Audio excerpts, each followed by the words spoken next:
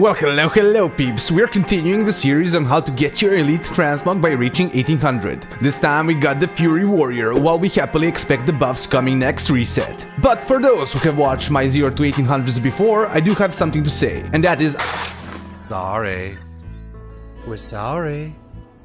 That's because we are doing this today in a different, faster format since we are so deep into the season. First off, gearing. If you watched my videos before, you know I recommended doing all the PvP quests and world PvP quests you can do while farming out your honor gear. But at this point, conquest is unlocked and epic gear is what we are after. Meaning you will have to send some arenas or other forms of rated content. As far as the gear itself, I'm just gonna shotgun you with info. The only notable thing is that you can craft as many items as you want as long as you have 2 embellished items only. Meaning only 2 items with special effects. Otherwise, since we ain't a caster here and we can't use precog, choose what you want. I personally went for boots and will get the cloak. Talents.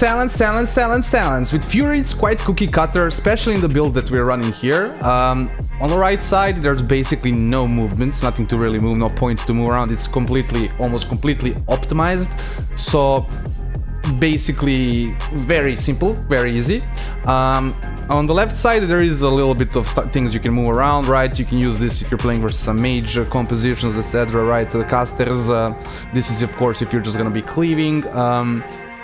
There's also here a little optimization you can do, that you can remove these 2 points, put here, remove this point, put that here, and then put these back here, put this in here. So you can have this to get shattering. Most games you're just gonna be running the other one.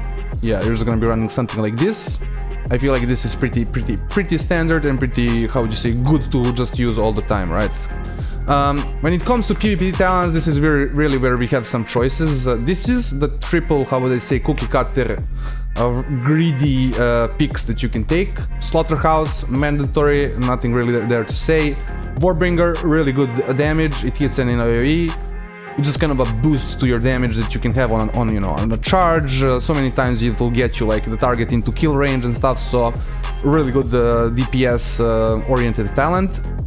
Battle Trance, just kind of a greedy talent, gives you more rage, gives you some extra healing so you don't have to press cooldowns when you're getting cleaved and stuff. Now, the things that you would change and use more often probably would be something like Disarm, any kind of melee that when they're bursting, just use this. They either have to trinket or 5 seconds of their burst is basically taken away. Another thing that's really good is Blood Rage. Blood Rage, I think, is what kind of separates Fury from Arms. This is what makes the class kind of just kind of unpeelable, especially for some classes. So definitely use this in situations, right, where there's like a mage, hunter, things like that, right? So really important. Another talent that I would use is Master Commander. I think it's I would really only use this in situations where I'm having like trouble saving a teammate, right? So that's pretty much the only time that I would use it. Otherwise, Blood Rage or Disarm or Battle Trance. Now you can use some of the other ones, but they're pretty much all, I would say, pale in comparison to the ones that I've listed, and they're not gonna do any kind of big impact in the game. Doing damage, the most important thing to be able to do. Usually I will give you a speech on how this is important, but you're playing Fury Warrior here, so it's simple. You run in, smack your hand on the keyboard, brum brum brum, you will do big damage. Don't forget to shout gibberish while you do it. Okay, serious now. Base rotation remains the same. Build Rage with Onslaught, execute a Bloodthirst, and spend it on Rampage. Simple. Main burst rotation is just pop them CDs. Dragon Roar, Rampage, Onslaught, Rampage, sustained rotation. Simple. Races. Do you care about this? Are you racist? I'm not, that's why I never discussed this in my videos, but Gnome Fury Warrior is best in slot. Just look at this little creature. Now we come to what would usually be the tips and tricks section and the gameplay analysis, but I have already done that in my previous series on Fury, so I advise you to go see those. There should be a pop-up on the right or links in the description. Also for people who have seen those, not to find this video redundant. Main thing I want to discuss here is really the main win cons of the Fury Warrior in the Soul Shuffle environment. And the main win con is really your second set of CDs. I have never had a single match with Fury in 2 seasons where I have lost upon getting my second Avatar Plus recklessness window. And I'm not even exaggerating here. I truly, personally have never lost a solo shuffle match on Fury after getting my second set of UCDs, which basically tells you that if you can last the game for 1.5 minutes, you can pretty much win on Fury. Now, unfortunately, you can't really guarantee this since it doesn't really depend just on you, and most matches are faster than this, but it's something that you definitely want to keep in mind as going through a match. Another big part of Fury is really uptime and sustained damage. These go hand in hand, and it's quite important to stick with Fury. Thankfully, you got a lot of tools to keep yourself mobile. Now, the biggest trick here, and the main trick here, is to be patient enough and wait for the buffs to hit on the reset so you can actually do decent and competitive damage. Because right now, outside of your burst, you are wet noodle pretty much. Unless you have like 100% uptime on a class like Mage or Hunter. Truly unfortunate.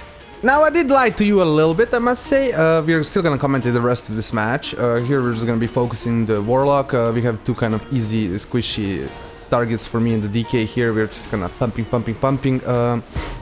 Warlock is just kinda not gonna have fun in this lobby. Neither I think is the booming having. I'm also think the whole entire match I'm just getting kind of ignored or CC'd, so I'm just having a completely easy time here. So we're just gonna be pumping here the Destro, and I think we're gonna be, yeah, pressuring him hard here. I don't have anything really, any CC and anything like that to do, so just pumping, and we get him. On to the next round. Here, again, just Destro, like not much to say. I'm here with the Boomy. The Boomy is probably gonna get focused. You shouldn't charge like that as much as I did like there.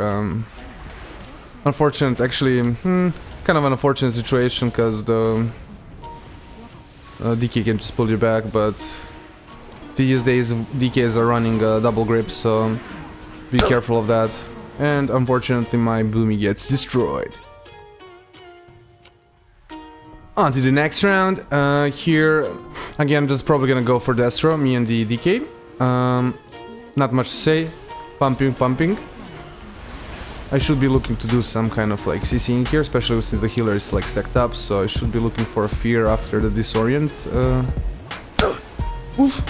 We're just able to get the kill straight through because of the silence on the priest.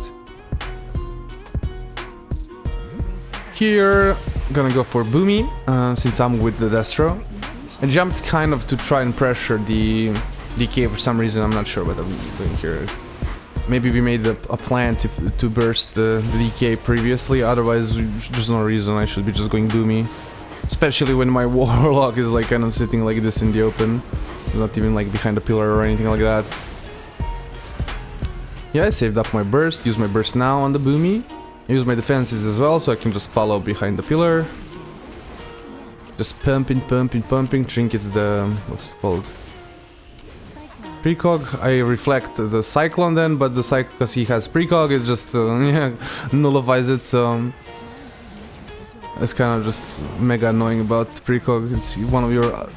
how you say, the things that you could do as a warrior is like impossible to do anymore. So precog should be removed from the game. Just pummeling the Boomy here, and after the cooldown it's just gonna drop. On to the next round. Here we're just gonna be going for the... yeah, that's right. Again, this was I'm not sure, like I actually got slowed there, so walking on my mount and trying to get to the Warlock without using any mobility would probably be impossible. So... unfortunate kind of start. It's just DK just slows you into like an impossible rate. Again, just trying to pummel the Warlock, doing my best. I should be looking to do some CC here on the priest, especially since it's just like stacked up. I do it.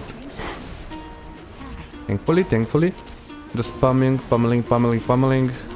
Always, if you're doing something like this, be behind the pillar, be ready to pop your defenses right away, because you might get, you know, gone on and you're just in an awkward spot for your healer.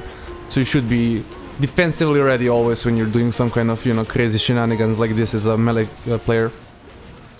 Just pummeling. I should probably wait for the PS to go down there before I did the stun, just to do, you know, have more damage stick, how to say. Yeah, as you see here, I get horrified. so I could do more damage to stick there after the PS, and then I would probably get horrified anyways, because I wouldn't use Spell Effect. But it would give me a chance. Yeah, we're just sitting here, my boom is kind of chilling since he's just getting to take damage from the DK, and we're just gonna pummel the Warlock here. No? Here. Soon. Very soon.